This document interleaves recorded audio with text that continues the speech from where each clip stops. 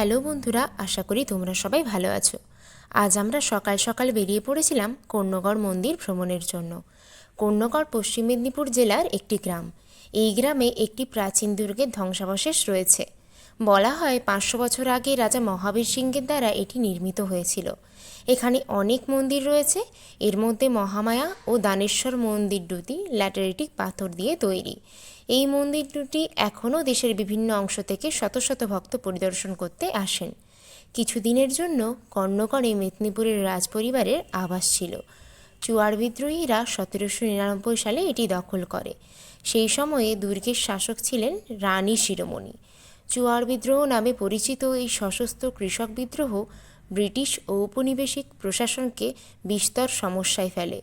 আনুমানিক 1765 সালে চুয়াড় বিদ্রোহের প্রথম তরঙ্গ মেদিনীপুর শহরের উপান্তেই আছড়ে পড়ে। তোমাদের সাথে গল্প করতে করতে মন্দিরের প্রায় কাছাকাছি আমরা চলে এসেছি।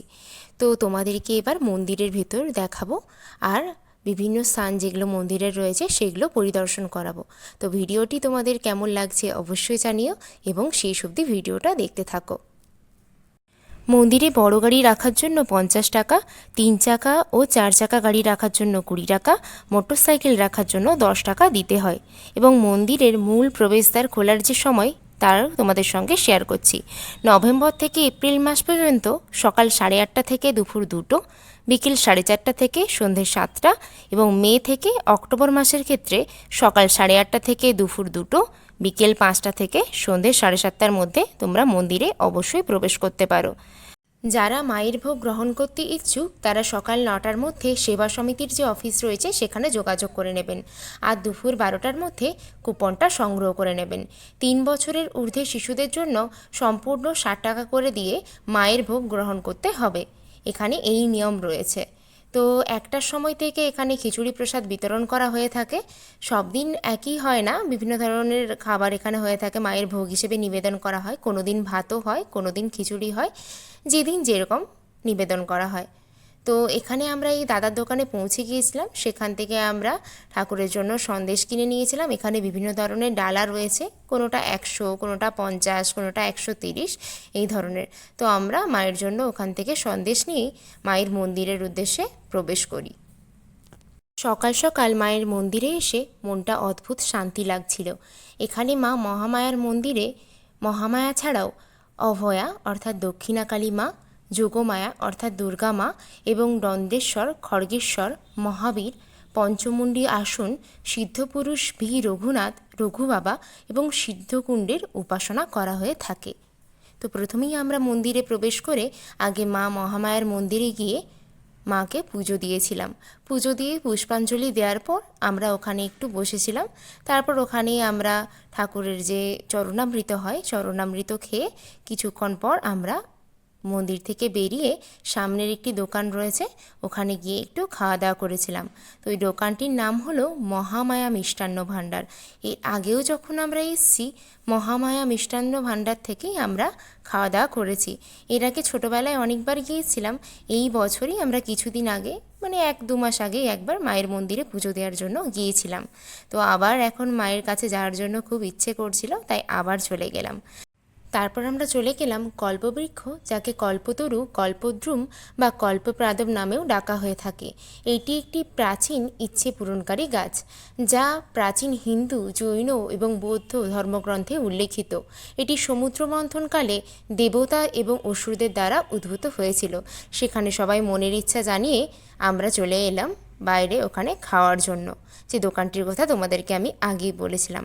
সেখানে আমরা খেলাম ডালপুরি আর ঘুগনি, তার সাথে খেলাম কুমড়ো চপ। কুমড়োর চপগুলোও বেশ সুন্দর ছিল। এই ডালপুরিগুলিও এক একটা নিয়েছিল 10 টাকা করে, কিন্তু সাইজে খুবই বড় ছিল। এই দুটো করে খাওয়ার পরেই আমাদের প্রায় প্রত্যেকের পেট ভরে গিয়েছিল। তারপরে আমরা কিছুক্ষণ বসে মন্দির থেকে 12টার মধ্যে কুপনটা কালেক্ট করে নিই মায়ের অন্নভোগ গ্রহণের জন্য। তারপর আমরা মন্দিরের মধ্যেই একটু ঘোরাঘুরি করছিলাম, মায়ের বিভিন্ন স্থান দর্শন করছিলাম। তাছাড়াও আরও যে মন্দির রয়েছে এই মন্দিরের মধ্যেই মানে শিব ঠাকুরের যে মন্দির রয়েছে বা মহাবীরের যে মন্দির রয়েছে, সিদ্ধকুণ্ড রয়েছে, সেইগুলো দেখেছিলাম। তারপর আমরা আস্তে আস্তে মন্দিরের মধ্যেই ঘোরাঘুরি করলাম, করে তারপরে আমরা খাওয়ার জন্য 1টার দিকে চলে গেলাম। যেখানে মায়ের ভোগ প্রসাদ বিতরণ হচ্ছিল। তো জায়গাটি খুবই পরিষ্কার পরিচ্ছন্ন। তোমাদের সঙ্গে জায়গাটি অবশ্যই শেয়ার করব, তোমাদেরকে অবশ্যই দেখাবো। এত সুন্দরভাবে গোছানো। তাছাড়াও এখানে পর্যাপ্ত পরিমাণে জলের ব্যবস্থাও রয়েছে এবং হাত ধোয়ার বিভিন্ন জায়গারও ব্যবস্থা রয়েছে। মন্দিরে খাওয়ার পর পাতা ফেলারও আলাদা জায়গা এখানে রয়েছে। এবং তাছাড়াও মন্দিরের বাইরে তোমরা যদি দেখে থাকো, এখানে একটা বাসভবনও রয়েছে। কেউ যদি এখানে এসে থাকতে চাও তাও কিন্তু থাকতে পারো। এখানে একদিন থাকার জন্য হয়তো রুম ভাড়া করতে হয়ে থাকে। তো আমরা কখনো থাকিনি, কারণ আমাদের বাড়ি এখান থেকে বেশিক্ষণ না, 30 মিনিটের রাস্তা। তো আমরা যতবারই গেছি মায়ের মন্দির পরিদর্শন করে আবার বাড়ি ফিরেছি। তো এবারে তোমাদেরকে দেখাই যেখানে আজকে আমরা মায়ের ভোগ বা অন্নপ্রসাদ গ্রহণ করেছিলাম সেই জায়গাটা। তো দেখো জায়গাটা একদম বেশ সুন্দর করে পরিষ্কার পরিচ্ছন্ন করে রাখা এবং ওখানে বেশ সুন্দর করে ত্রিপল পেতে দেওয়া হয়েছিল। আমরা এই কুপনগুলো বললাম তোমাদেরকে যে কালেক্ট করেছিলাম, মানে মায়ের মাতৃভোগ গ্রহণের জন্য। তো কুপন কালেক্ট করার পর ওরা এসে আমাদের কাছে থালা যখন দিচ্ছিল, এই কুপনগুলো আমাদের কাছ থেকে আবার নিয়ে নিল।